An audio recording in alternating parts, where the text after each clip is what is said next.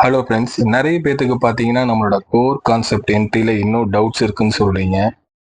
இதில் நிறைய பேர் இந்த வீடியோ பார்த்ததுக்கப்புறம் நிறைய ரிவ்யூஸ் எனக்கு யூடியூப்லேயும் சரி என்னோட எக்ஸ்பேஜ்லையும் கொடுத்துட்டாங்க. அவங்க லெவல்ஸை போஸ்ட் பண்ணி அவங்க ட்ரா பண்ணுற அந்த லெவல்ஸ் கரெக்டாக, நான் எடுக்கிற ட்ரேட் கரெக்டாக அப்படின்னு நிறைய பேர் ப்ராக்டிஸ் பண்ணிட்டு இருக்காங்க. ப்ராக்டிஸ் பண்ண ஆரம்பித்து ஒரு சில வாரங்கள் நடந்ததுக்கு அப்புறமும் அவங்க அது இன்னும் ப்ராக்டிஸ் பண்ணி இது நடக்குது அப்படின்னு என்னோட எக்ஸ்பேஜில் அவங்களே சொல்லியிருக்காங்க. நீங்கள் என்னோட எக்ஸ்பேஜில் பாருங்க, அப்போதான் உங்களுக்கு தெரியும்.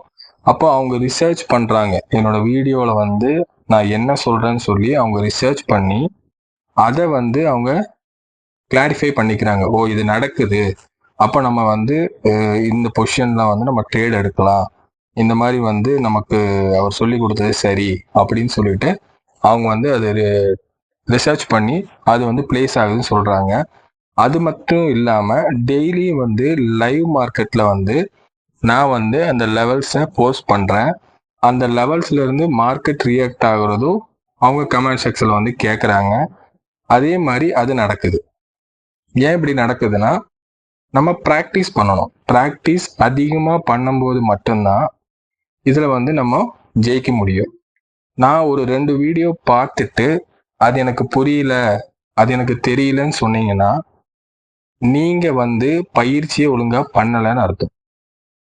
அப்போ நீங்க ரிசர்ச் பண்ணிட்டு எனக்கு வீடியோவில் இந்த இடத்துல இந்த சார்ட்ல நீங்க வரைஞ்ச விஷயம் எனக்கு புரியல அப்படின்னு அதை மென்ஷன் பண்ணி ஏதோ கமெண்ட்லேயோ இல்லைன்னா என்னோட எக்ஸ்பேஜ்லேயோ நீங்க அந்த பர்டிகுலர் டேட்டு டைம்ல அதில் தெரியும். அதை பார்த்துட்டு நீங்கள் போஸ்ட் பண்ணீங்க அப்படின்னா நான் அதுக்கு உங்களுக்கு ஏதாவது நான் ரிப்ளை பண்ண முடியும். நீங்கள் எதுவுமே இல்லாமல் எனக்கு புரியல அப்படின்னா எனக்கு எப்படி சொல்கிறதுன்னு தெரியல. இப்போ போஸ்ட் பண்ணுற வீடியோவில் நான் தெளிவாக புரிய வைக்கிறேன். இதுலேயும் உங்களுக்கு புரியலன்னா எந்த லெவலில் எந்த இடத்துல என்ன மார்க்கிங் உங்களுக்கு புரியலன்னு சொல்லுங்கள். அதை ஸ்க்ரீன்ஷாட் எடுத்து என்னோட எக்ஸ்பேஜில் போடுங்க. அந்த லெவல்ஸை நான் கண்டிப்பாக உங்களுக்கு சொல்லித்தரேன். இது நிஃப்டி சார்ட்டு. இதையும் என்னோட எக்ஸ்பேஜில் நான் டெய்லி போஸ்ட் பண்ணிகிட்டே வரேன். ஸ்பாட்டு, காலு, புட்டு அப்படின்னு சொல்லி எல்லா லெவல்ஸையும் நான் என்னோட எக்ஸ்பேஜில் போஸ்ட் பண்ணிட்டு தான் வரேன். இந்த லெவல்ஸ் வச்சுட்டு நம்ம எப்படி ட்ரேட் எடுக்கணும் இப்போ பார்க்கலாம். இது 14ஆம் தேதி நமக்கு ஒரு மார்க்கெட் ஒரு ரேஞ்சில் நமக்கு ஃபஸ்ட்டு 1 ஹவர் ட்ரேட் ஆகிட்டு இருந்தது. அதுக்கப்புறம் நமக்கு லாஸ்ட்டாக வந்த பையர் கேண்டில் ப்ரீவியஸாக இருக்கிற செல்லர் கேண்டிலை க்ளோஸ் வைக்காம அடுத்த வந்த செல்லர் கேண்டில் ஸ்ட்ராங்காக நமக்கு க்ளோஸ் வச்சிடுறாங்க. இந்த இடத்துல ப்ரீவியஸாக நமக்கு ஒரு பையர் கேண்டில் இருக்குது. அந்த லெவல் இப்போ நான் மார்க் பண்ணுறேன். அந்த லெவலுக்கு அடுத்த ஒரு பையர் கேண்டிலும் பாருங்க நியர்பையே, அதையும் சேர்த்து இந்த செல்லர் ஸ்ட்ராங்காக க்ளோஸ் வச்சு அதுக்கப்புறம் ப்ரைஸ் நல்லாவே ஒரு ஃபால் ஆயிருச்சு. இப்போ நம்ம மேலே மார்க் பண்ண அந்த எல்லோ பாக்ஸை இப்போ நான் ரெசிஸ்டண்டாக உங்களுக்கு மார்க் பண்ணிக்கிறேன். இன்னும் அந்த ப்ரைஸ் அந்த ஏரியாவுக்கு கேப் ஃபில்அப் பண்ண வரலை. அடுத்தடுத்து அதுக்கப்புறம் மார்க்கெட் கீழே தான் வந்தது. இது அதுக்கு அடுத்த நாள் ட்ரேடான சார்ட்டு. இதில் பார்த்தீங்கன்னா நமக்கு ப்ரைஸ் லாஸ்ட்டாக ஒரு செல்லர் கேண்டிலுக்கு அப்புறம் பையர் கேண்டில் லெவலை இப்போ நான் மார்க் பண்ணுறேன். மேலே பையர் கேண்டிலை செல்லர் கேண்டில் க்ளோஸ் வச்ச மாதிரி இங்கே செல்லர் கேண்டிலை ஸ்ட்ராங்காக ஒரு பையர் கேண்டில் க்ளோஸ் வைக்கிறாங்க. ஸோ இந்த கேப்பையும் இன்னும் மார்க்கெட் ஃபில்அப் ஆகலை. அதாவது சப்போர்ட்லேயும் இன்னும் கேப் ஃபில்லிங் ஆகலை, ரெசிஸ்டன்ட்லேயும் இன்னும் கேப் ஃபில்லிங் ஆகாமல் நமக்கு இன்பிட்வீனில் தான் ட்ரேட்ஸ் நடந்துட்டுருக்கு. இன்னைக்கு மார்க்கெட் எங்கே ஓப்பன் ஆச்சு, நம்ம எந்த மாதிரி டெக்னிக்ஸ் யூஸ் பண்ணி நம்ம ட்ரேட் பண்ணலான்னு பார்க்கலாம். மார்க்கெட் பார்த்தீங்கன்னா எக்ஸாக்டாக ப்ரீவியஸ் சப்போர்ட்டும் நமக்கு கேப் ஃபில்லிங் ஆகலை, ரெசிஸ்டண்ட்டும் கேப் ஃபில்லிங் ஆகலை. அந்த சப்போர்ட்டுக்கு மேலே ஃபஸ்ட் கேண்டில் நமக்கு க்ளோஸ் வைக்கிறாங்க. ப்ரீவியஸாக நமக்கு மார்க்கெட்டு ஹையர் ஹை பண்ணிகிட்டே வராங்க. ஹையர் ஹை பண்ணிட்டு வந்த மார்க்கெட் பார்த்தீங்கன்னா இன்னைக்கு ஒரு கேப் டவுன் ஆயிடுறாங்க.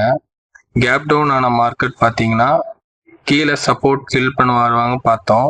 ஆனால் ப்ரீவியஸாக நமக்கு வந்து ஒரு செல்லர் கேண்டில் அந்த இடத்துல இருக்கு. அந்த செல்லர் கேண்டில் லெவலை இப்போ நான் வந்து உங்களுக்கு ஒரு எல்லோ பாக்ஸில் நான் மார்க் பண்ணுறேன். அந்த லெவலுக்கு அடுத்தது பார்த்தீங்கன்னா நமக்கு ஒரு பையர் கேண்டிலோட கேப் இருக்கு. அடுத்த ஒரு செல்லர் கேண்டிலும் இருக்கு. அந்த செல்லர் கேண்டிலுக்கு அப்புறமும் ஒரு பையர் கேண்டிலோட கேப் இருக்கு. அந்த லெவலையும் நமக்கு வந்து ஃபர்ஸ்ட் கேண்டில் க்ளோஸ் வச்சிருக்காங்க. இதுக்கப்புறம் இன்னொரு செல்லர் கேண்டிலுக்கு பக்கத்தில் ஒரு பையர் கேண்டிலோட கேப்பும் இருக்கு. அதையும் நான் மார்க் பண்ணி பார்க்குறேன். அந்த 3 பையர் கேண்டிலோட கேப்பையும் ஃபில் பண்ணி க்ளோஸ் வச்சிடுறாங்க. அடுத்தது என்ன நடக்குதுன்னு பார்த்தீங்கன்னா நமக்கு ஒரு செல்லர் கேண்டில் பிரிண்ட் ஆகுது. அது ப்ரீவியஸ் பையர் கேண்டிலோட ஓப்பனுக்கு மேலேயே தான் வந்து ப்ரைஸ் ஸ்டக் ஆகுது.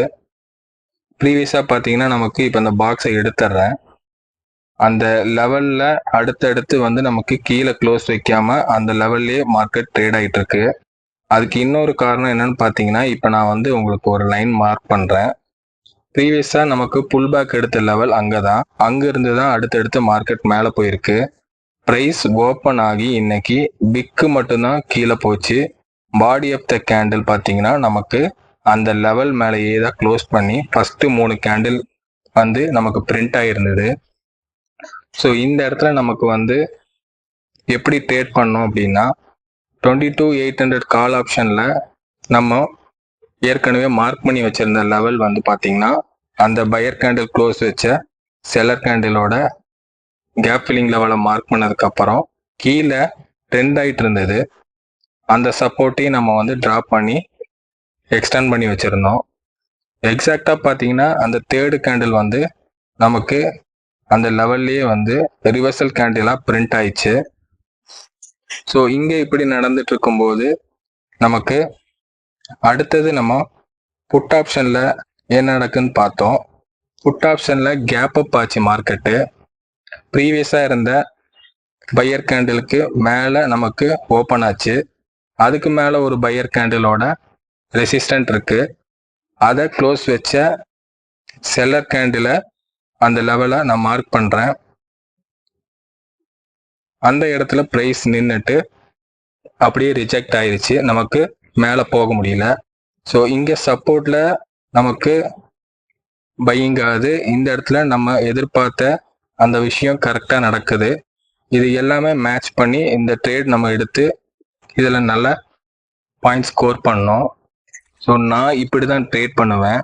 இப்போ நான் இந்த லெவலை இந்த மாதிரி என்னால் பார்க்க முடியலன்னு அப்படி நீங்கள் நினச்சிங்கன்னா நம்ம புல் பேக் என்ட்ரி எப்படி எடுப்போம்? அடுத்த ஒரு செல்லர் கேண்டில் இருக்கு பார்த்தீங்களா, அதை ஸ்ட்ராங்காக வந்து ஒரு பையர் கேண்டில் க்ளோஸ் வைக்கிறாங்க. இனி அந்த லெவலுக்குள்ளே வரும்போது நம்ம ட்ரேட் பிளேஸ் பண்ணுவோம். எக்ஸாக்டாக அது வந்து கால் ஆப்ஷனில் நடந்தது. ஒரு 4வது கேண்டில் பார்த்தீங்கன்னா நமக்கு க்ளோஸ் வச்சுருந்தாங்க ஸ்பாட்டில். அந்த லெவலை இப்போ மார்க் பண்ணிட்டு ப்ரைஸ் அடுத்த வந்த கேண்டிலில் நம்ம என்ட்ரி கொடுத்துருந்தோன்னா இந்த தடவை நம்ம நல்ல பாயிண்ட் ஸ்கோர் பண்ணி மேலே நம்ம மார்க் பண்ண அந்த லெவலுக்கே நம்ம போயிருக்கோம். புட் ஆப்ஷனில் எக்ஸாக்டாக அங்கேருந்து ரிஜெக்ட் ஆகி நம்ம லெவலுக்கே வந்துட்டாங்க. ஸோ ட்ரேட் பிளேஸ் பண்ணுற பிளானை கரெக்டாக இந்த மாதிரி நம்ம பார்த்து பிளேஸ் பண்ணும்போது நம்ம டார்கெட்டை ஈஸியாக அச்சீவ் பண்ணலாம். ஸோ இப்போ ரெசிஸ்டன்ட் போனதுக்கப்புறம் அங்கே நம்ம எப்படி ட்ரேட் பிளேஸ் பண்ணான்னு பார்க்கலாம்.